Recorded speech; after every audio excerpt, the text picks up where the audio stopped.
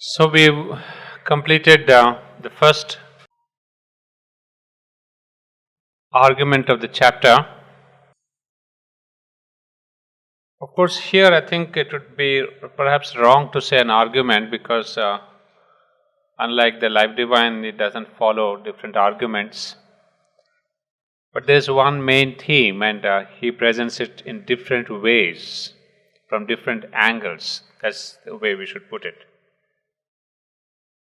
So, having discussed about the nature of man and the question of the battle of life, now we come to the last section, wherein he says, man meets the battle of life in the manner most consonant with the essential quality most dominant in his nature. See, now we are enlarging it to perhaps even a contemporary stage. You see, at that time we talked about the Kshatriya and the Brahmana, etc. But now he is taking a different angle, that each one of us does not necessarily belong to a caste, because the caste system, etc., is predominant in India. But on the global level, there is some other principle that is working. That's the principle of the gunas, the three gunas. That can be universally applicable. But actually, even when we speak of the four castes, even that is a universal principle. It's not just belonging to India. In India, that has stuck on. That became pretty rigid, and it lasted thousands of years. And with each generation getting into greater degradation. So today that has become a fossil. The caste system has been fossilized. It has lost its energy. So what we see is a kind of an external dying body. But this was so in the West also, in other cultures of East and West. Because principally they are the four levels of human society. You may call it Kshatriya, doesn't matter. You may call it the nobility, you may call the kings. And the Kshatriyas and the nobility and the kings were there everywhere. In every country has had this. And every country has had its own scientists, had its own researchers, had its own people who really looked after religion. They were the knowers, the Brahmins. Today you call them scientists and researchers and doctorates and philosophers and all that. But there's nothing but the Brahmin class. Then you have the mercantile. The whole world is full of business people now. You may call it IIT or IIM or this or that. So, in every civilization, we have this mercantile, those people who really produce wealth. And in every civilization, we have this service, work experts, specialists. You say, I'm a specialist in engineering, or somebody is a specialist in electricity, somebody is a great plumber. So we call them Shudras, the working class, but this specialization in the service area is there everywhere. Today you call them nurses. They have to undergo training for 4 years or 5 years. But there's a service. So let's not fight shy that this class system belongs only to India. It is a common human heritage under different nomenclature, but it's there everywhere. But unfortunately, in India, it has survived and it has deteriorated. But again, you read Aurobindo, you find fantastic secrets, He says, one of the reasons of India's perennial and this long existence of Indian civilization is its caste system. All other civilizations have vanished. But India of the Ramayana, India of the Kurukshetra, is the same today. I mean, you may not see it in your Bombay and Delhi and Calcutta and Chennai. But if you see on the village level, the same system, the same hierarchy, the same mentality, almost the same food, almost the same clothes. So there is a survival of this Indian culture, Indian civilization, not only culture, civilization. And one of the reasons is this caste system. In fact, I was surprised to see that when it says in the Mohammedan countries, in the Islamic countries, where there is no such caste system, they have not been able to form themselves into a nationhood. You see, even now the Middle East is boiling all the time. We have, of course, Iran and Iraq as nations. But this long continuity of a civilization was there because of these four castes, which today, last 50 years, 60 years, 70 years, that has become terrible. So that is one thing, as if this was the basic four bodies of society which has helped to carry on. The Brahmins carried on the Vedas down the line to thousands of years. The Kshatriyas carried on the chivalrous nature, which has become corrupt now. The mercantile carried on, which has become now global. The service people carried on. So these classes maintained very zealously their culture. Say, hey, I am a Kshatriya. So they tried to maintain the Kshatriya qualities, and that has run down the civilization. I mean, run along down these ages. However, coming back to what Sri Aurobindo is telling us now, the second universal principle could be the three gunas. That we all survive or work in this world based on our own gunas. And of course, there is a paragraph about these gunas which all of you know, so we can give it a quick reading. Man meets the battle in the manner most consonant with the essential quality most dominant in his nature. There are, according to the Sankhya philosophy accepted in this respect by the Gita, three essential qualities or modes of the world energy and therefore also of human nature. Sattva, the mode of poise, knowledge and satisfaction. Rajas, the mode of passion, action and struggling emotion. Tamas, the mode of ignorance and inertia. Please see the word, he says, this is the mode of the world energy. It is not just the human energy. Nature itself has got these three modes. And we being part of the creation of nature, obviously, we are controlled by these three gunas.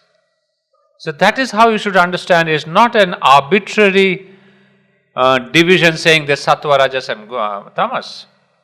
They are part of this nature of creation. These are the way the world forces work. And so, of these we know the sattva, the mode of poise, knowledge and satisfaction. But satisfaction not in the level of, the vital level. The satisfaction is more, you are content, you are satisfied. You are not really ambitious and eager to go on acquiring greater wealth and greater comfort and greater power. You are content with what you have. The minimum basic existence. That's what is the yogis, the sannyasins. They said, no, in the ashram life, we are content with what we have. That's a contentment. And then there is the pursuit of knowledge. And there is the mode of poise. Poise, this equilibrium is neither too much energetic nor tamasic. There is an inner poise. It's not just externally you look as sattvic, but there is a kind of a poise. It's a basic tenement of your personality. You are indrawn. You are detached. You don't have this kind of you are attracted to. But there is an inner poise. So that is the poise of the sattva. Then rajas, the mode of passion, action and struggling emotion. Because we have seen that rajas is the passion. But passion too is required for this action and struggling emotion. Because if there is no kind of, the petrol, the engine doesn't work. So rajas is that energy which acts like the petrol in an engine. It gives the energy to move. So if the sattva, if the rajas is completely withdrawn, you cannot act. Even the sattvic person, he would rot, he would rust. Because it's the rajas, the passion for movement, the passion for doing, the passion for conquering. Today the scientist and the businessman, everyone wants to conquer, wants to achieve, wants to succeed. This is the mode of rajas. And so you see, there's such a tremendous volcanic activity everywhere, bursting through new activity, new ideas, new things. That is the passion for conquest. And then of course you have the mode, the tamas, the mode of ignorance and inertia. Well, it is, all of us are in this mode of ignorance. So we are all in the tamas. And inertia, this lack of movement, the laziness, this kind of a non-initiativeness. You say, no, there's a difference between this contemplation, this contentment and inertia. A lot of people, they get content by inertia, not wanting to make an effort. What in French is called paresse, lazy. Sort of laziness also we can say, chalta, what mother has given me is good enough. But that could be a perfect laziness and not your contentment. So let's not confuse sattvic contentment with a tamasic inertia. Normally people do mistake because you don't have the guts and you don't have the passion to move. You say, you lie down, you say it's fine, I'm with my work. So that is the tamas. But one thing I would like to clarify here, tamas being what it is, we may ask the question, why is this there in nature or as a world energy as Aurobindo calls? If that is such a negative force, what is its function? Well, in nature it is there as a reservoir. It is there conservative in nature. It preserves. That is the function of the tamas in world nature. It preserves the past energies. And these energies are given back to the rajas and to the sattva. It's a storehouse of the past experience. You say, today if I want to build something or do something, there is a storehouse of knowledge, of experience. If each experience, imagine, if evaporated, then how would I be creative? Creativity is always attached to some experience of the past. So this is a kind of a storehouse. So in nature also, there is this knowledge, there is this experience which is stored. From there, new things come out. So we can say, in South India we have this kind of inertia in the sense that it has conserved and preserved so much of the spiritual energy here. So from here there could be the birth of saints and yogis much easier, because the substratum is made up of the spiritual energies. So that is the function of tamas as a world energy. Otherwise we can question, why should God create this kind of a tamas which has no utility in the world function? But obviously it has a great utility, a great positive thing about it. So now, dominated by tapas, man does not so much meet the rush and shock of the world energies whirling about him and converging upon him, as he succumbs to them, he is overcome by them afflicted, subjected, or at the most helped by the other qualities. The tamasic man seeks only somehow to survive, to subsist so long as he may, to shelter himself in the fortress of an established routine of thought and action, in which he feels himself to a certain extent protected from the battle, able to reject the demand which his higher nature makes upon him, excused from accepting the necessity of further struggle and the ideal of an increasing effort and mastery. You see, a perfect description of a tamasic man. That's what we are describing. That he does not meet the shock of the world energies, where there is action, there is debate, there is this thing. He says, no, I'm out of it. I'm cool about it, as you say in American language. You don't want to participate. You don't want to be creative. You say, no, it's a routine life. He says he is subject to, he likes this kind of a, somehow to survive, to subsist so long as he may. Without making any extra effort, he says, okay, 11:30 is my dining room hour. I go to dining room, 11:30 I come back. 4 o'clock I have to go somewhere. It's a kind of a minimum modicum of existence without any extra initiative. To shelter himself in the fortress of an established routine of thought and action. That is the description.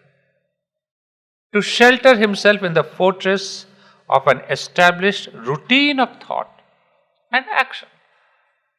So it doesn't mean that every day if you are going to do your work, and if every day at 10 o'clock you come to your office, that you are being Rajasic and Sattvic. No. It can be a dead routine. And most of this India's government offices are this. Absolute tamas. Which means that they are established in a routine of thought and action. One little extra thing you say, no, it's not my file, please send the file to the other person. And the other person says, it's not mine, is that the file keeps on moving, because nobody wants to have one more extra action or effort. Because they are so much dead in the routine that they don't want to take any initiative. The moment is, is this file number 561? No, it doesn't belong to my department. Just flick it over. So that is called shelter, fortress of an established routine, thought and action, in which he feels himself to a certain extent protected from the battle. Also able to reject the demand which his higher nature makes upon him. Sometimes you see, if you want to achieve something in the spiritual thing also, line also, you have to struggle. You have to make an extra effort. You have to try to achieve something. If I say, no, for last 30 years I've been doing this, it's okay. So it doesn't mean that you are progressing. So a dead routine is a sign of an absolute tamas. Because you feel protected, no extra effort, no extra responsibility. And then we see, dominated by rajas, man flings himself into the battle and attempts to use the struggle of forces for his own egoistic benefit, to slay, conquer, dominate, enjoy. So this is the other side. He will do anything extra, he will do anything more to say this question of slay, conquer, dominate and enjoy. Because for him this enjoyment and domination are there. Where the tamasic man is lazy, he even sacrifices his enjoyment. He says, as long as I'm not touched and disturbed, even the enjoyment, if I don't enjoy that party, doesn't matter. But who is going to go 5 kilometers and do all that enjoyment? मुझे चाहिए भी नहीं, enjoyment नहीं चाहिए, party नहीं चाहिए, कुछ भी नहीं चाहिए. I am at home. And I have a small TV at home and I am fair, good enough with that. So that is not there. Whereas the Rajasic man, he says, no, if I don't have a car, I'll go. But I need to go to that party. That verb of enjoyment, joie de vivre, as we say. That is very dominant. So that is their domination, conquer. Conquer means not just conquer the countries, but conquer himself, conquer his own, attitudes and his desires. Or helped by a certain measure of the sattvic quality, the Rajasic man makes the struggle itself a means of increasing inner mastery, joy, power and possession. Now this same Rajasic man, if he is guided by the sattva, then he becomes a pretty ideal person. Because what is he doing? That he increases the inner mastery, joy and power and possession. The same question of the outer joy, now he says, let me find the inner joy. But at least there is this man who is ready to take the trouble. If some sadhu says, you meditate, you do this, you read that, then he says, oh, if it's going to increase my inner joy, I will do that. But you tell that to the tamasic man, he says, no, yaar, God has given me my daily bread and my shelter, that is enough. So here he says, inner joy, power and possession. The battle of life becomes his delight and passion, partly for its own sake, for the pleasure of activity and the sense of power, partly as a means of his increase and natural development. So he is the man who is the most dynamic, who moves from action to sense power to delight and passion. He may be a kshatriya, he may be a businessman, he may be everything, but somebody, as we say, on the move. That man, if it turns to yoga, he'll be the best man. He'll be the most perfect instrument.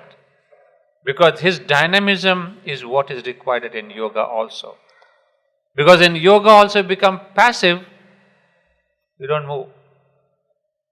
In fact, that is why Sri Aurobindo says, if in yoga you suppress your vital, and if the vital too long suppress, it withdraws, then you are dumped. So even in yoga, the vital or the rajas is very much important. The only thing is, instead of being the vital of the outer, you have the movement of the inner. So this energy is the same. Either you utilize it outer enjoyment or the inner joy, but the energy is the same. So he would say that guided by this sattva, he could become a different instrument here. And dominated by sattva, man seeks in the midst, this is the third one. Dominated by sattva, man seeks in the midst of the strife for a principle of law, right, poise, harmony, peace and satisfaction. Now the third person, when he is dominated by the sattvic guna of knowledge, etc., he is striking the principle of law and right and harmony and peace. So sattvic man is trying to find the harmony and peace in his society, in his existence, in his individual being. So he is the balancer, one who really creates this kind of equilibrium.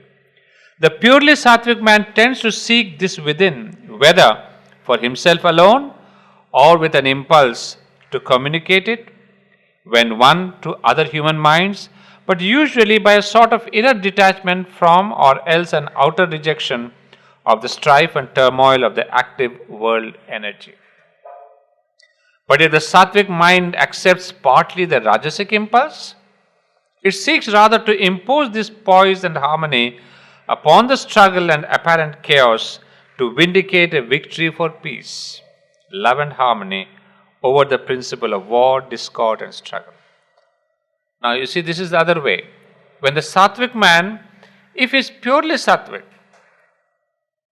pretty much a higher level of sattvic person, like we have this Yudhishthir, a wonderful sattvic personality.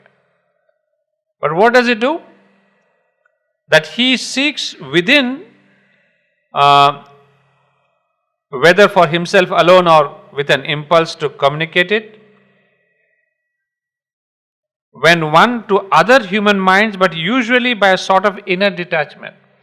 The Yudhishthir was known for this kind of an detachment, this attitude, where he will say that we will have harmony and peace and satisfaction, etc.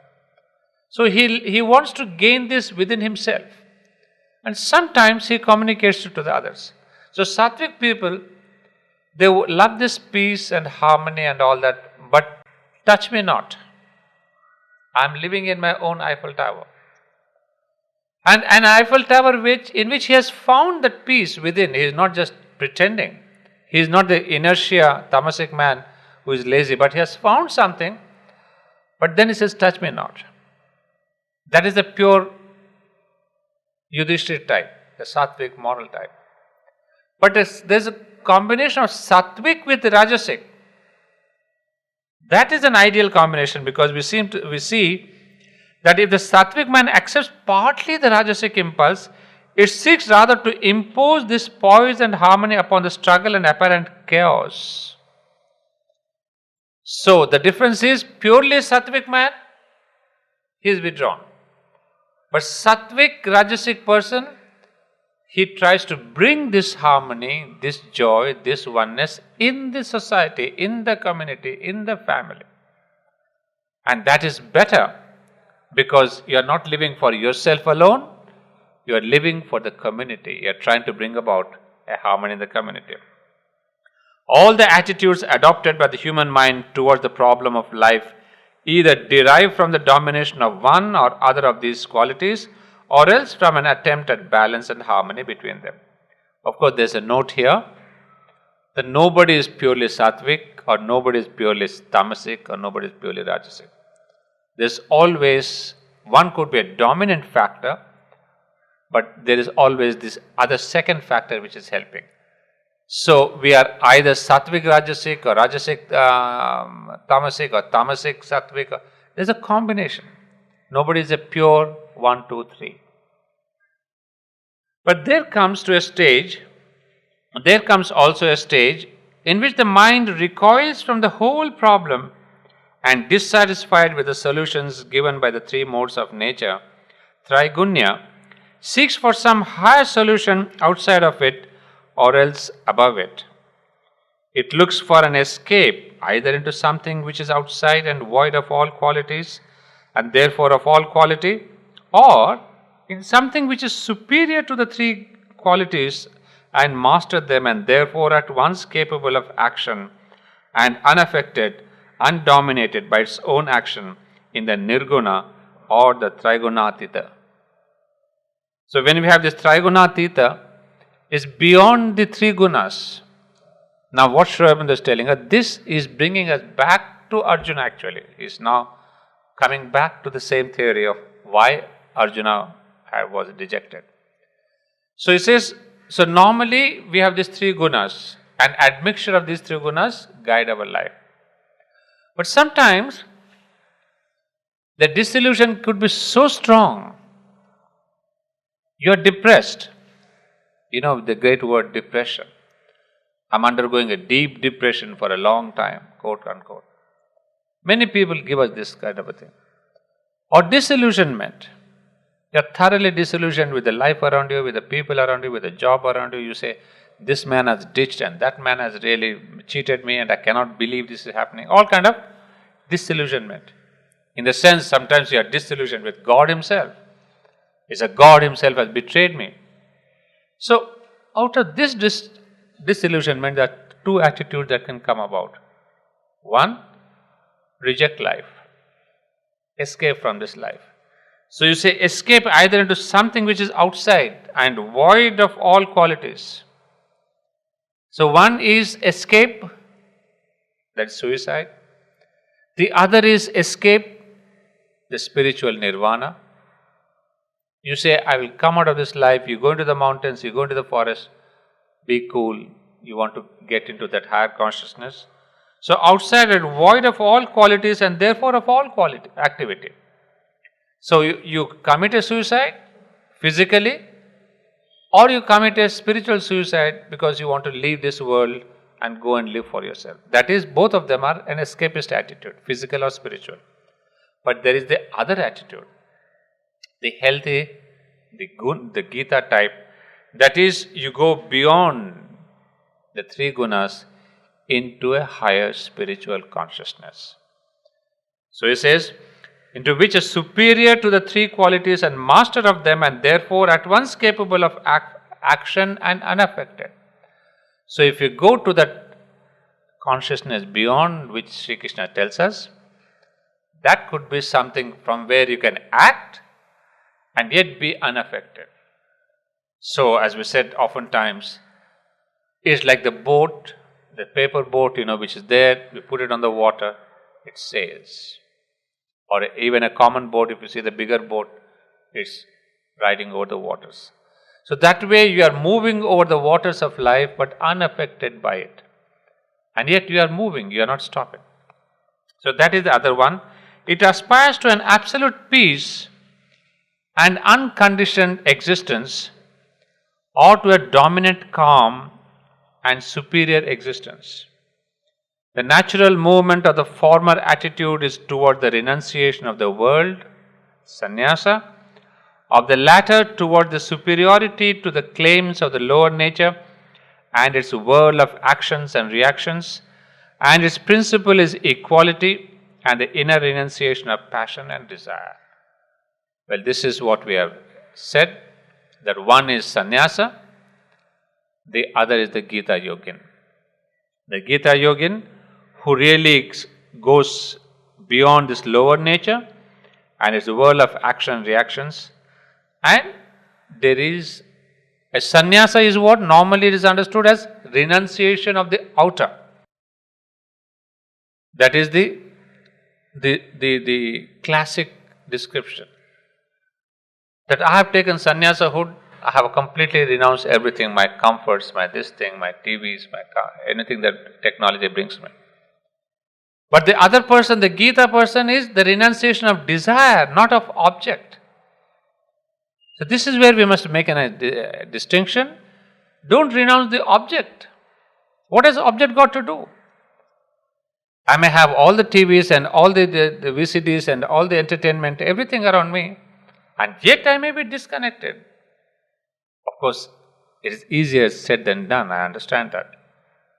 But we are talking about the principle.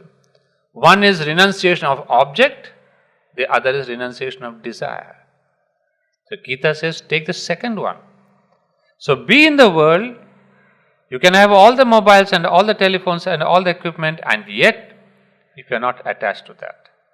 It's easy to throw the object and say, hey, I am not attached. But that is easy said, because you never achieve that. Because first time you may get a lovely, attractive mobile, you will say, hey, lovely, give it to me, I want it. Because you are not renounced the desire, you are thrown away the object only. And if you throw away one object, the same desire will establish itself in another object, which seemingly is very small, but the desire element is there. So the Gita, and we have seen this in the synthesis also many times, where Sri Aurobindo says, take to sannyasa hood in the right meaning, that is renunciation of passion and desire. So that is the means of living the Gita way, that be in the world. You are in America with all the comforts. You are in India with all the discomforts.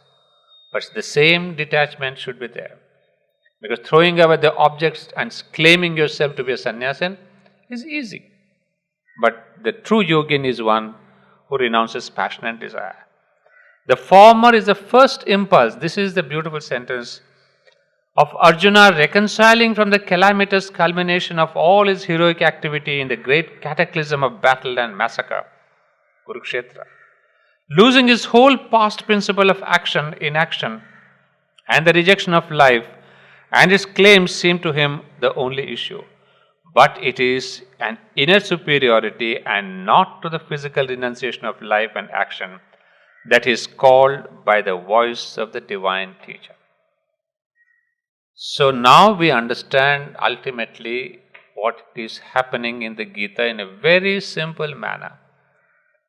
Arjuna starts with the renunciation of objects, renunciation of the external world, which was characterized by his, Dronacharyas and Bhishmas and Gurus and Pitrus, all that. That is the external. He wanted to renounce that and go to sannyasa, and thought that renouncing the object is a very superior quality of life. But by the end, he is shown and he realizes the renunciation of desire. When he renounces desire, then Lord says, arise, Arjuna, and fight.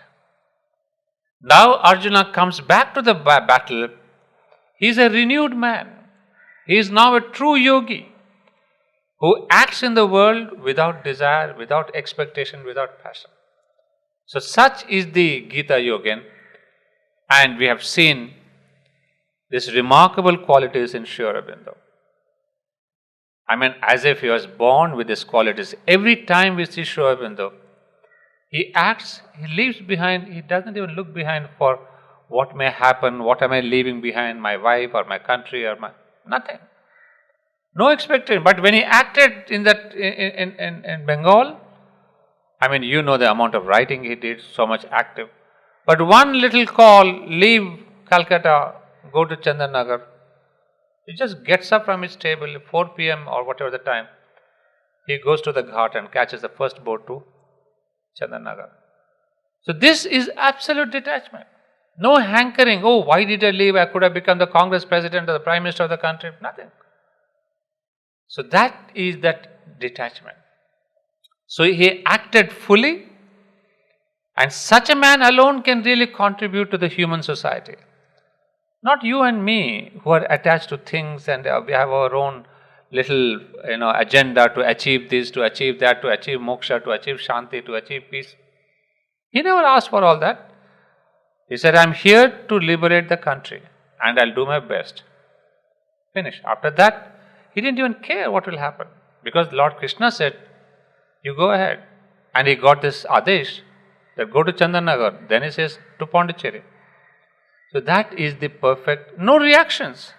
There's no anger that why am I being called. He never argued with that adesh. Hey, look, I'm doing such an important work in Vande Mataram. Why should I leave?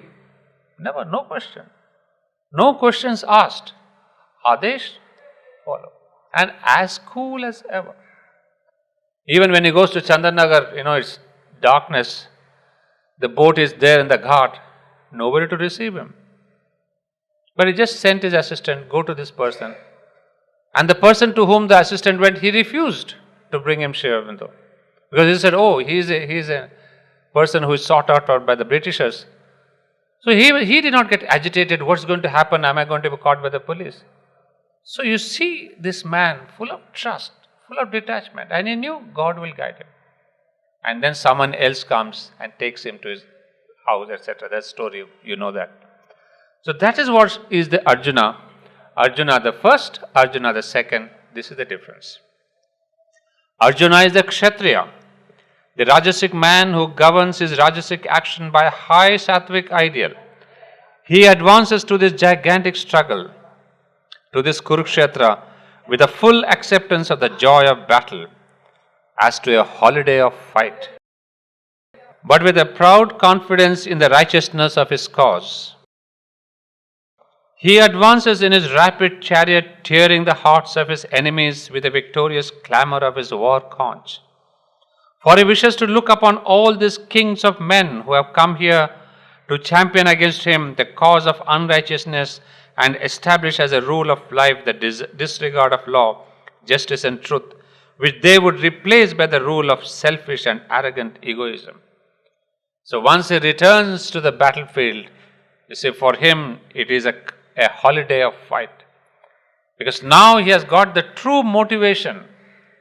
And with the true motivation, you see now his energies are double, triple, 10 times more.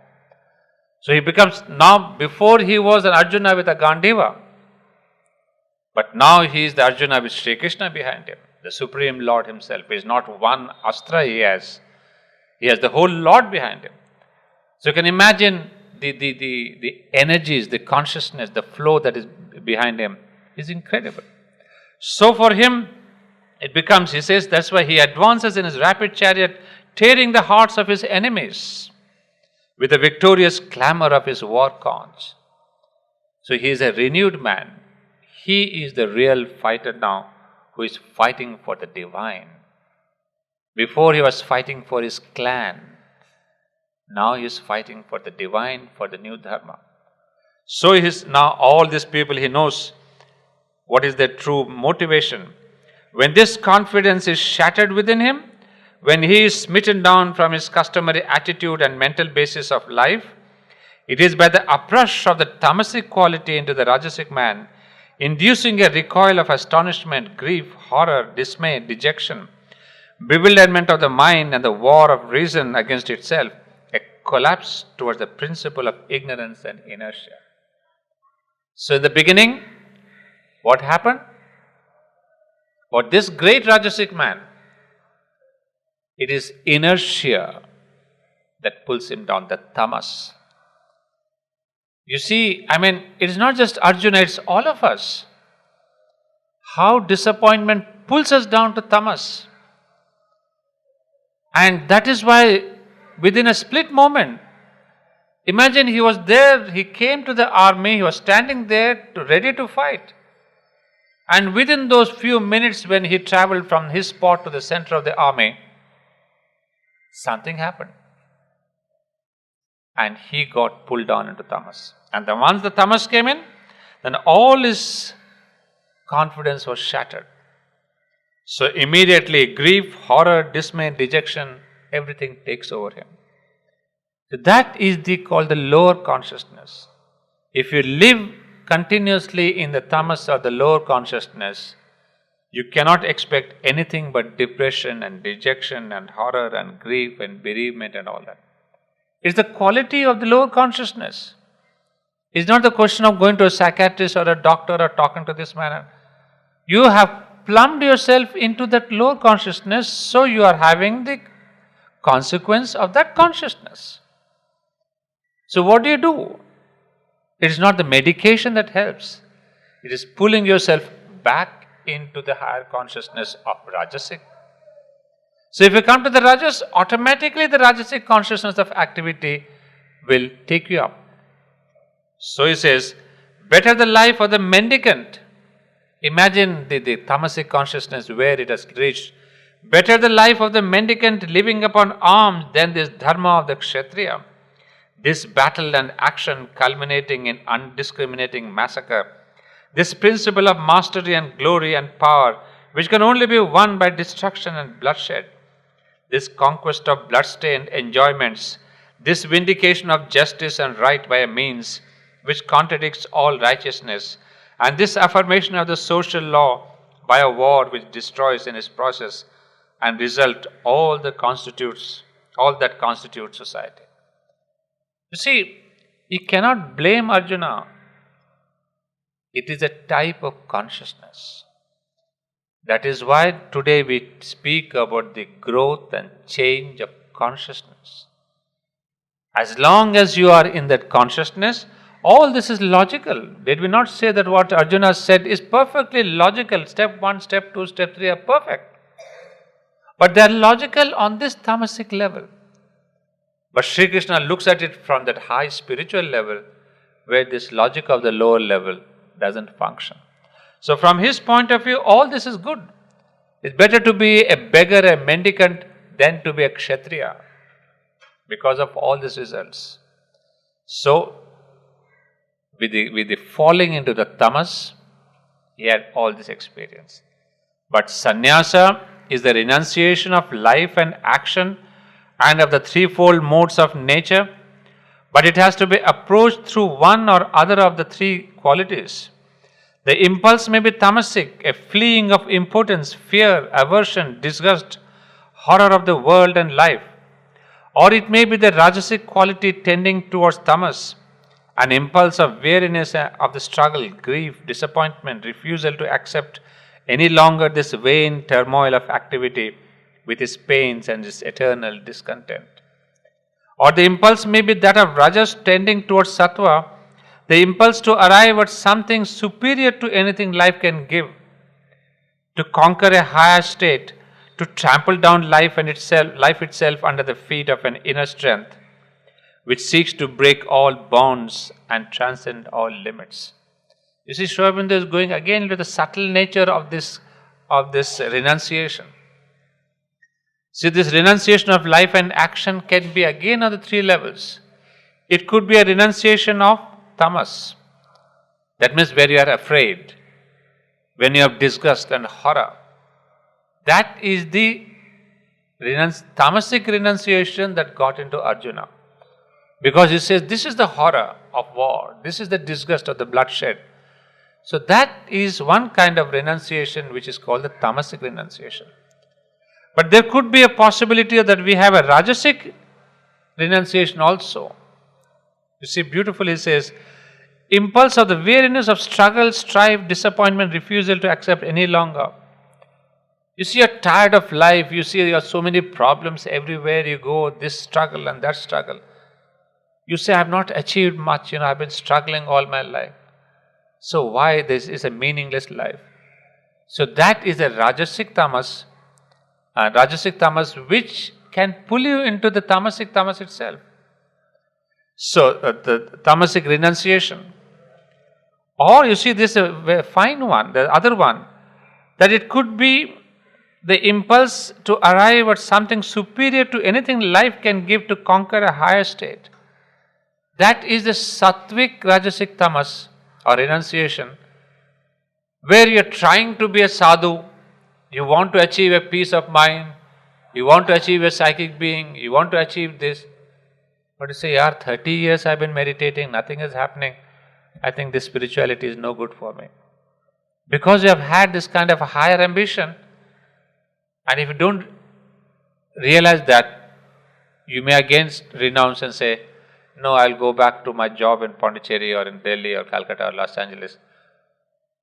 This kind of an Aurobindo life with all its struggles, where does it lead to? And there's neither a gain, nor this, nor that, neither name, nor money. These are the renunciation that come in different fields, different modes. And then this is the sattvic, that's what we said. Or it may be sattvic, an intellectual perception of the vanity of life and the absence of any real goal or justification for this ever-cycling world existence, or else a spiritual perception of the timeless, the infinite, the silent, the nameless, and the formless peace beyond. But this is more or less the Buddhist style. When you find no meaning in this world existence, you say, all this is suffering, eternal is suffering.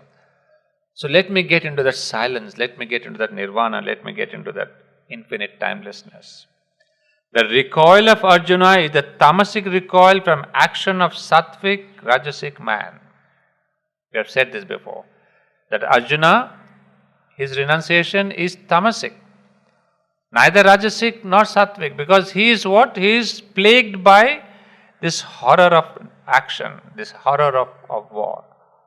So it is this that is there. Fear, aversion, disgust and horror. These are the qualities of Arjuna's rejection. So he calls it that this is the tamasic recoil. And the teacher may confirm it in its direction, using it as a dark entry to the purity of peace of the ascetic life. Or he may purify it at once and raise it towards the rare attitudes of the sattvic tendency of renunciation. In fact, he does neither. That's very subtle. Sri Krishna could have said, no, there is a meaning in this life. There's nothing horror. You don't have to be afraid. You are after all a Kshatriya, you must be going beyond that. In fact, if you see in this Gita's argument, Sri Krishna adapts all this from the tamasic. He is now giving him a courage as a rajasic. He says, you are a Kshatriya. As a Kshatriya, this is your duty. So he is whipping him up to the level of the rajas, the Kshatriya. Then he whips him up to the level of the sattva, where there is a detachment. Then he takes him to the level of the spiritual, complete renunciation of the outer, the desire. So these are techniques. Now you see psychologically how Sri Krishna utilizes all of them. He says he discourages the tamasic recoil and the tendency to renunciation and enjoins the continuation of action and even of the same fierce and terrible action. But he points the disciple towards another and inner renunciation, which is the real issue from his crisis and the way toward the soul's superiority to the world nature and yet its calm and self-possessed action in the world. Not a physical asceticism, but an inner asking is the teaching, but an inner ascesis is the teaching of the Gita. So we have the last line here, that all the time when Sri Krishna talks about the action versus non-action, you see how Sri Krishna is taking the trouble of really, he knows the level of Arjuna, but to convince a man, to bring up a man from the tamasic renunciation to the rajasic, to the sattvic, to the spiritual renunciation, which is the ultimate renunciation of desire and passion. So it is the ascesis, it is not asceticism, but ascesis is the teaching, and inner ascesis means the inner discipline, the inner tapasya that Sri Krishna gives him. So you see, it is a fantastic psychological treatment of the patient called Arjuna. So nowadays, if you go to a psychiatrist, what kind of a treatment we get? Because the doctor himself, he doesn't know what's happening. He sees some symptoms, he sees this is the pills. But here we see the real treatment. So step by step, Sri Krishna achieves this elevation of consciousness and transformation of consciousness in Arjuna. And then after all that, at that level, then he says, Sarva Dharman Parityajya. You see, when you reach only there, that you see the Sarva Dharman Parityajya Mamekam Sharanam Vraja. Then he says, I will relieve you of all sin, mas sucha. He will not tell the man of the tamasic inertia or the tamasic renunciation that Sarva Dharman Parityajya Mamekam Sharanam Vraja. If he says that, then the tamasic fellow will become more tamasic. He will leave all work. He says, no, I am happy. Even the Lord tells me to leave all Sarva Dharman. But the Lord tells you to leave all dharma after you have gone through all the dharmas of the tamas, of the rajas, of the sattva. So you can see the beauty of this teaching, the integrality of this teaching, and how it applies today as it was applied to Arjuna too. So friends, I think we have won a small battle. We have been able to keep to our target. Well, I don't think I have rushed through, but some people may think it to be. But I've tried to maintain the logic of the thought and given you some explanation where it was necessary. Otherwise, most of it, as you can see, was, we could grasp some of it. Well, so we come to the end, and it's only later in our next session that we'll start with chapter 7.